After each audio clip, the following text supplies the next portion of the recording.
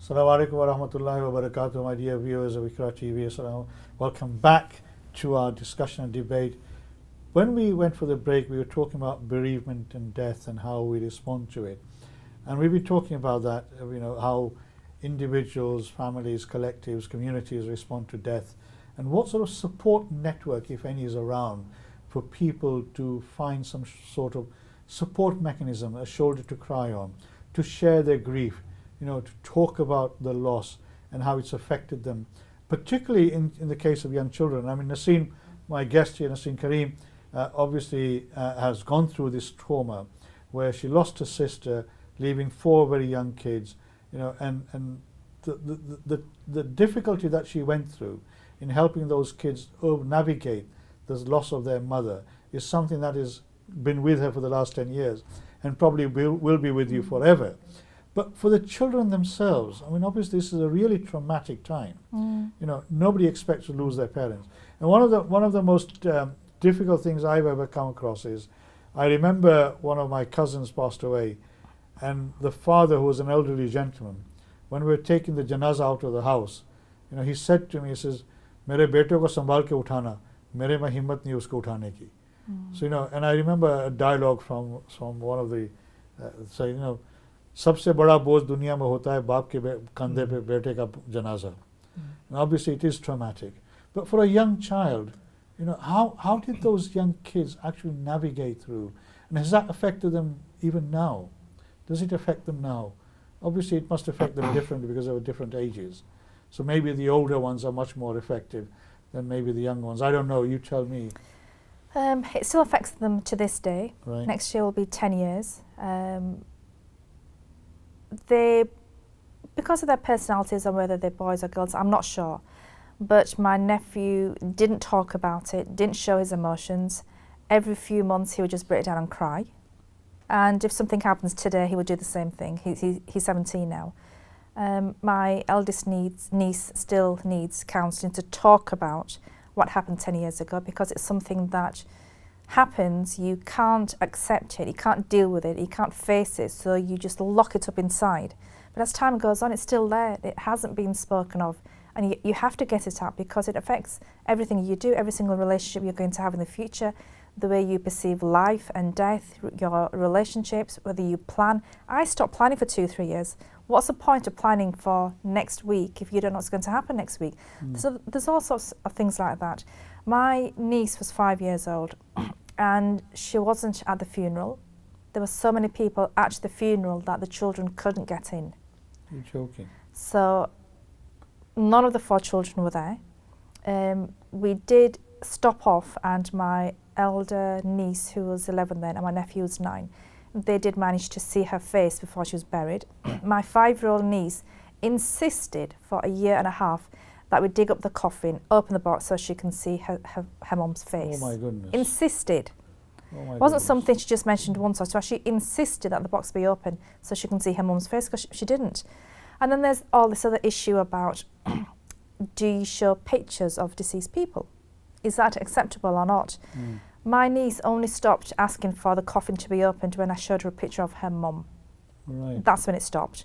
But apparently you're not supposed to have photos around the house. You're not supposed to have photos of the deceased person. You can't show that photo to anyone. So again, is it religion or culture? But some people say yes you can, some people say no you can't. And you look at a photo and it hurts the soul. The children were having all sorts of comments made, but they needed to see their mum. They really did. So when she got a picture of her mum, she kept it with her. It gave her some comfort because she was forgetting what her mum looked like. Right. As far as a 2-year-old went, he couldn't speak at the time. So he doesn't really have a lot of memory. So I suppose in one respect it's easier for him. Yes. The other children find it very, very difficult. But because they're different people, they have different emotions, but angry, hurt, upset, questioning, all sorts of different emotions that you just don't know how to handle, and there's nobody you can go to say, it's okay, let them express themselves, let's talk about this, what's hurt you, what's upset you, what have you hidden away deep down inside you that you don't want to talk about, let's talk about it.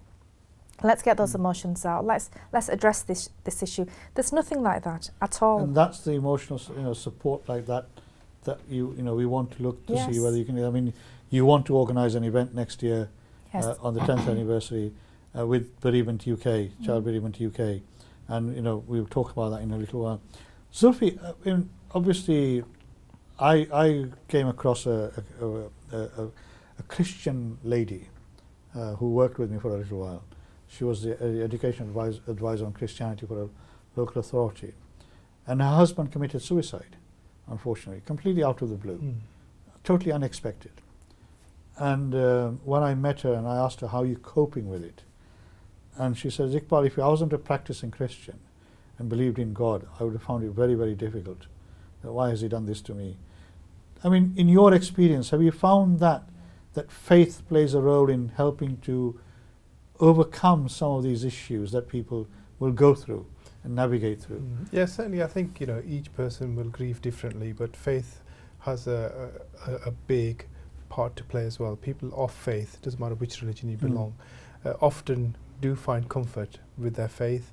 They come to terms with the grief in different ways, but they find that it can be comforting because they have this belief that it's not the end. There is life after death. Yes. So there's all those sort of things that come into play. I think the key thing really is that how do we support these people, not just the individuals. We have a call actually coming in. So, Assalamu alaikum, welcome. Wa alaikum assalam. I'd just like to share my experience. I've been a religious person, but suffering from emotional abuse and everything. But I've been seeking help, but it's not being given properly from the government. Right. And now I'm going to Dars and Quran, so the faith does play a part. And but we need cooperation from each other. Right. We need to help each other. So I think that Allah's trying to say that share your qualities with one another. Right. But we need what our community is doing is dividing, because each mosque plays with their own rules, Right. and we can't unite. So- And the children are getting confused because there's a culture to learn about, there's a religion to learn about, there's a language to learn about. So the mind is getting confused. So Right. if we had one kind of strategy and one format, we can work together as one, but the families are not working together as one. And you're saying that mosques also have different sets of interpretation and rules as well, which Yes. confuses kids. I mean, that is actually a very valid point. Because we have different denominations within Islam, fortunately not that many, but in the Christian faith, basically, they may have different schools of thoughts and denominations, but the principles around some things like death are very similar and very exact to a certain extent. So you think that is a lack of structural support within the Muslim community as well? Yes. I mean, that's a really good point. Because our community in the mosques, they don't share the rules and regulations. Right. Now our public don't understand the rules and regulations, so they make their own. They start making their own rules, and that's where the model up is going.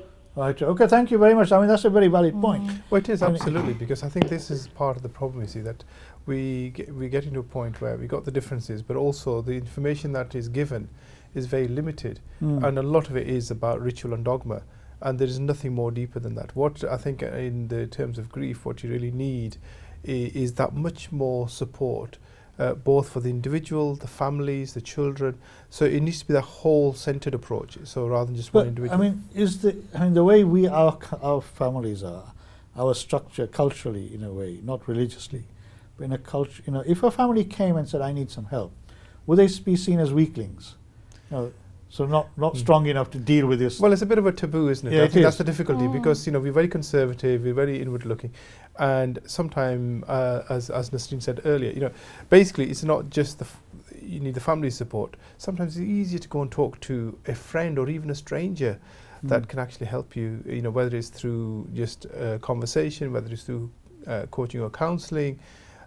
So we need to be able to do that. I think we really need to just get over this thing that, it's some sort of dishonor just to go and speak to somebody when we need help. Right. So I think we really need to get rid of a lot of the myths and taboos and really try to reach out and get the support we need. And also the people that are providing supports out there, they need to connect within the communities as well. So, I mean, obviously our generation maybe. I'm older than you too, so maybe you're younger. But our generation maybe accepted the inevitability of death, and Allah decides when we're going to die. And we accept that without question, like you said. A lot of people say, Allah ki marzi, and young people die, old people die, people who are sick die, people who are completely healthy certainly die, and we all accept that automatically, and we don't question it. Do you find that the younger generation is much more questioning about these issues now, and saying, well, is that something that we need to be talking about? And how do we overcome some of those barriers? I mean, any thoughts, any ideas? Well, I think the young people, there's a lot more confusion with the young people. And I think as that sister mentioned, yes. Yeah, exactly. They really don't know which way to turn because they're getting so many conflicting messages. And I think the other real issue, big concern really is around suicide and the increase in suicide, not locally but nationally as well. And mental health issues, another key factor. So there's so many things that young people are dealing with. They're almost a bit of an identity crisis as well as everything else on top of that. And when it comes to bereavement or grief, then they've just got this added layer of complexity. And who do they turn to? And that's the difficulty because there is no real support available. And unfortunately, then people will turn to drugs or drink or whatever, which may give you some sort of short-term fix, but it's not really going to resolve the issue. It's going to make matters worse. So I think it's a very serious issue that we as a community have to acknowledge and actually take action and put lots of things in place to start. Let's get to the main point then. What sort of support structure would have helped you? What would you have liked to have seen in place at that moment in time? Is it the mosques, the imams, the health authority, whoever it is? What do you think, if that had been in place, maybe would have helped you as the auntie raising these children, but also you as a person having lost your sister, and your mother, as you say, she found it very difficult to comprehend what had happened. So what sort of counselling support, whatever support you want to call it, if that had been in place, what was it? Is it a person that you could go to talk to? Is it an imam who can come and give some guidance? What do you think would have helped you? Well, you said something a few minutes ago which I don't agree with. You said if you're somebody older, you're more accepting of death. When my father passed away, I was very accepting of death. He was 80 years old, it happened, it was his time. No, that's what I meant. If he was older, but when my sister passed away, I wasn't accepting. And I questioned, I was angry, I wanted to know where she was. I had all sorts of thoughts that went through my mind. And I suppose initially, because you sat in a mosque and everything is very religious about a funeral and a burial, I suppose maybe somebody in the mosque to come and explain and sit with us and say to us, it's okay to question, it's okay to be angry, because you are angry. You want to know why somebody who's so very much needed has been taken away. So I suppose the first port of call would be somebody at the mosque. And we have these mosques on basically every street corner. What do they actually do? Apart from us going there to pray, what other services do they provide? They are basically the gatekeepers for the community, and everybody goes there. And I don't know how exactly, but there needs to be somebody there to guide us through, I suppose, the spiritual journey, answer our questions. Right. It's okay to feel angry. It's okay to question this, maybe help explain to the younger children, this is what happens, because there was nobody for the children to speak to. I mean, the 5-year-old and the 2-year-old are too young, but the 11-year-old had lots of questions. So maybe sitting down with families and say, look, this is what happens, this is what we believe, this is what we think happens to the soul, this is where we think people are. Our biggest question was, where is she? I want to know where she was. Her children want to know, okay, we know she's in a box, but where is she? Right, okay. And I suppose some of that is... I've been told there's another call coming in. So I know you're in full flow. But Assalamu alaikum. Welcome to IQRA TV and Real Talk. Islam. I'd just like to add talking therapy should be recommended, and imams need to be trained to do talking therapy with people, with the public, because Prophet ﷺ did talking to anybody, and he used to be humble and polite. And we need the teachers to guide our children So we need our imams and ustads to. Which is the guide point the that Nasseen children. was. This is the point that Nasseen was just making now. That when when you're in the mosque there, maybe one of the imams could have come forward and sat with the family, with the children, etc., and sort of maybe just gone through the process of what's happened to them, and how they need to come to terms with it. Yeah. So I mean, you talk about government support, lacking government support, in your earlier call. In your view, what should the government be doing? The government is not doing anything. They're just blindly making you think that they're doing something for you, Right. but they're just making you. Now they're doing the opposite to you. Now they're Right. making us look like fools. Right. So we need to be careful of who we go to now. But I've been plagued with my long-term epilepsy, and nobody's giving me support. The government's leaving me in isolation. And I think we've lost. Okay, I'm sorry we had to cut that call short.